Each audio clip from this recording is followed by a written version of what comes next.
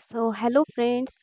आज आपण बनवूयात माझी लहानपणीपासूनची फेवरेट डिश जी आहे मेथी बोंड. चला तर मग करूया रेसिपीला सुरुवात. मी इथे घेतले आहे हाफ बाउल राईस आणि 2 चम्मच मेथी सीड्स. याला आपण छान स्वच्छ पाण्याने धुवून घेऊयात. थोडंसं 15-20 मिनटं भिजू घालू शकत असाल तर तसंही तुम्ही करू शकता किंवा तुम्ही डायरेक्ट कुकरमध्ये याला 2 ते 3 सिटी होतपर्यंत शिजवून घ्यायचं. चला तर मग आता आपण आपली तांदूळ शिजवून घेऊया आणि तोपर्यंत इथे लसूण, जिरं आणि मिरचीची पेस्ट करून घेऊया. मी इथे मिरची कमी घेतली आहे. तुमची इच्छेप्रमाणे तुम्ही जास्त पण घेऊ शकता, कारण माझ्याकडे लहान मुलं असल्यामुळे.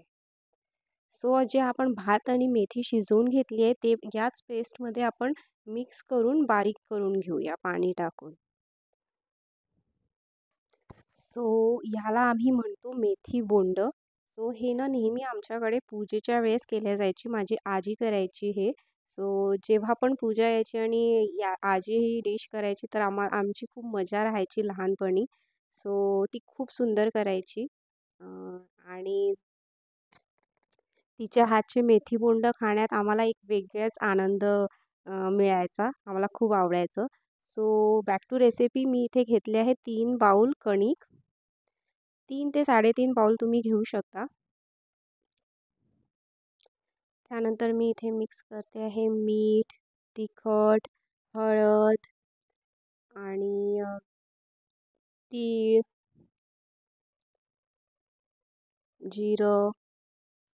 त्यानंतर कोथिंबीर घेतली आहे मी बारीक चिरून. त्यानंतर खूप सारा कढीपत्ता मी धुवून छान त्याला छान असं क्रश करून घ्यायचा हाताने आणि ते मिक्स करायचं. आणि कढीपत्ता तुम्ही नक्की मिक्स करा, त्याच्याने खूप छान टेस्ट येतो बोंड्याला.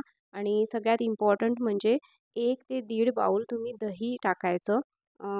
दही स्किप नाही करायचं, कारण मेथी थोडीशी कडूसर असते. त्यामुळे दही स्किप नाही करायचं. त्यामुळे याला खूप चांगला टेस्ट येतो. इथे आपण भिजवून घेतलेलं आहे आणि आता सगळ्यात इम्पॉर्टंट म्हणजे याला तुम्हाला भिजवून घेतल्यानंतर 1 तास रेस्ट करायला ठेवायचं आहे. जर तुम्ही असं नाही केलं तर ते जे बोंड आहे ते खूप जास्त तेल पिणार.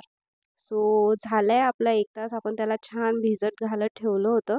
आता आपण आपले बोंड तळून घेऊया. खूप टेस्टी वाटतात हे मेथी बोंड.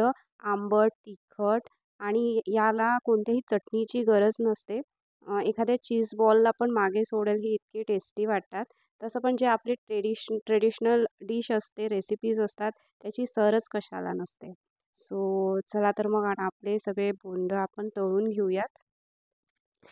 हे बोंड तुम्ही लो टू मीडियम फ्लेमवर तळून घ्यायचं. त्यामुळे आपले बोंड खूप छान बाहेरून क्रिस्पी आणि आतमधून छान सॉफ्ट बनतात आणि खायला खूप छान वाटतात. आणि मला तर हे दोन्ही चालतात, नरम पण आवडतात आणि क्रिस्पी पण आवडतात. तुम्ही नक्की करून बघा आणि मला कमेंटमध्ये सांगा की तुम्हाला कसे वाटलेत. आणि चला तर मग करूया याची प्लेटिंग. जसं की मी तुम्हाला सांगितलं, याला मला कोणत्याही चटणीची गरज नाही वाटत. हे बघा वाटतेत ना एखाद्या चीज बॉलसारखे. खूप छान. तुम्ही करून बघा आणि मला कमेंट करा. आणि मग चला तर आता करूया आजचा व्लॉग एंड. भेटूया नेक्स्ट व्लॉगमध्ये. Thank you. बाय.